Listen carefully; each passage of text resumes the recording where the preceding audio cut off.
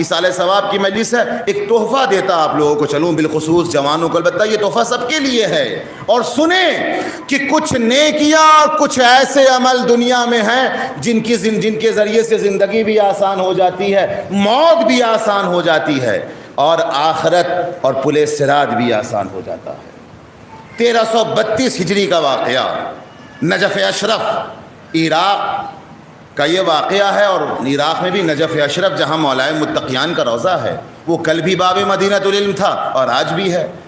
علم کہیں سے بڑھتا ہے تو پھر دیار مولائے کائنات سے بڑھتا ہے۔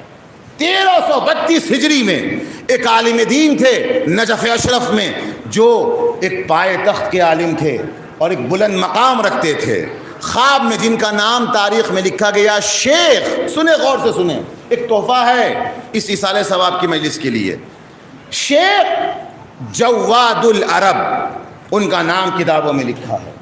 انہوں نے جو نجف اشرف 1332 ہجری کے پائے تخت کے عالم، بزرگ عالم دین، سوئے خواب میں جناب اسرائیل کو دیکھا، وہ اس ملک کو دیکھا جس کا کام یہ ہے کہ وہ لوگوں کی روحوں کو قبض کرتا ہے۔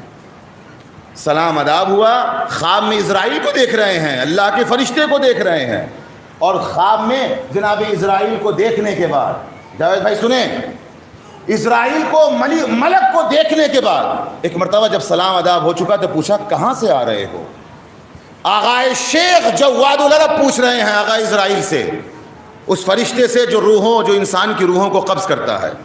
تو جناب اسرائیل کہتے ہیں کہ میں ایران کے شہر شیراز سے آ رہا ہوں۔ کہا کس کی روح؟ کہا فلاں عالم دین کی، اب ان کا نام اس وقت میرے ذہن میں نہیں ہے، وہ بھی شیراز کے بڑے علماء میں سے ایک عالم دین۔ کہا میں ان کی روح کو قبض کر کے آ رہا ہوں۔ کہا اچھا روح قبض کر لیا تو یہ بتاؤ ان کی حالت کیا ہے، ان کے بارے میں کچھ بتاؤ۔ تو کہا روح قبض کر لیا، اور وہ اس وقت کون؟ آغائے جناب حضرت اسرائیل کہہ رہے ہیں، حضرت اسرائیل کس سے؟ شیخ جواد العرب سے۔ اس وقت وہ بہترین جنت کے ایک باغ میں موجود ہیں، اللہ اکبر، اور صرف باغ میں موجود نہیں ہیں بلکہ خدا نے 1000 فرشتوں کو کیا کر دیا؟ مقرر کر دیا تاکہ وہ ان کی اطاعت کرتے رہیں۔ اللہ اکبر۔ جب سنا آغائے شیخ جواد العرب نے تو جسے کہا جائے کہ عالم خواب میں کان کھڑے ہو گئے اور پوچھا کہ اچھا یہ بتاؤ یہ اتنا بڑا مقام جو ملا ہے وہ کس بنا پہ ملا ہے؟ جنت کے ایک باغ میں ہیں، اور کوئی معمولی چیز ہے کہ خدا 1000 فرشتے کو مقرر کر دے، ڈیوٹی لگا دے کہ تم ان کی اطاعت کرو، فرشتے اطاعت کریں۔ تو آغائے جناب حضرت اسرائیل کہتے ہیں کہ جب پوچھا انہوں نے کہ آخر ایسا کون سا کام کیا ہے فلاں عالم دین نے اپنے زندگی میں کہ اتنا بلند مقام پایا ہے، اتنی اچھی موت بھی، اتنی آرام طریقے سے روح بھی قبض ہوئی، اور جنت کے ایک باغ میں موجود ہے، اور 1000 فرشتے ڈیوٹی کے طور پر مہیا ہیں، تعینات ہیں، اور وہ ان کی اطاعت کر رہے ہیں۔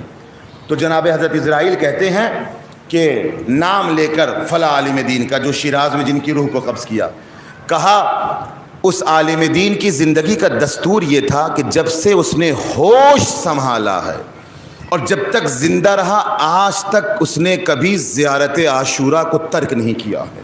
اللہ اکبر۔ آج تک انہوں نے کبھی زیارت عاشورہ کو ترک نہیں کیا، اور کبھی اگر بائی دا وے مثال کے طور پر اگر طبیعت ناساز ہو جاتی تھی یا کوئی کنڈیشن ایسی آ جاتی تھی تو اپنا نائب بناتے تھے کہ تم میری طرف سے زیارت عاشورہ آج پڑھ لو، تم میری طرف سے آج زیارت عاشورہ پڑھ لو، میری طبیعت ناساز ہے میں نہیں پڑھ پاؤں گا آج۔ خدا مطلب آپ سوچئے یہ جملے پہ غور کریں کتنی نزاکت کی منزل ہے۔ ایک دن بھی چھوڑا نہیں، اور کبھی صورتحال ایسی ہو جاتی تھی تو دوسروں کو اپنا نائب بناتے تھے، آج تم میری طرف سے زیارت عاشورہ پڑھ لو۔ اور اس زیارت عاشورہ کا نتیجہ کیا ہوا؟ جنت میں بہترین مقام ملا، اور صرف مقام نہیں، صرف باغ نہیں، بلکہ خدا نے 1000 فرشتوں کو مقرر کر دیا کہ تم ان کی اطاعت کرو، جو یہ کہیں تم اسے انجام دو۔